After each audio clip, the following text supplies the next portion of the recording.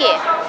পৃথিবীর সবচেয়ে সেরা নায়ক। মুভিটা খুবই জোশ ছিল, চঞ্চল ভাইয়া লাস্টে একদম ফাটায়া দিছে, দুষ্ট কোকিল ডাকে রে। যদি কখনো শাকিব খানের সাথে অভিনয় করার সুযোগ পান কি করবেন? করবোই তো, তাই না?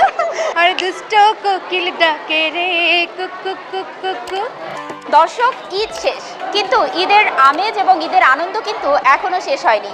আমি আছি এই মুহূর্তে সীমান্ত স্কয়ারে স্টার সিনেপ্লেক্সে। এখানে এসে দেখছি যে এখানে তুফান সিনেমাটি যে দেখার আগ্রহ সেটি কিন্তু মানুষের মধ্যে এখনো রয়ে গেছে। মানুষ পরিবার পরিজন নিয়ে আসছেন দেখতে। আমরা দেখব কারা কারা এসেছেন এবং তারা এই সিনেমা নিয়ে কি ভাবছেন, কি বলছেন, সেসব বিষয় নিয়ে কথা বলবো। চলুন কথা বলা যাক। দেখার আগে সুপার এক্সাইটমেন্ট কাজ করতেছে ভিতরে, তুফান দেখতে যাচ্ছি।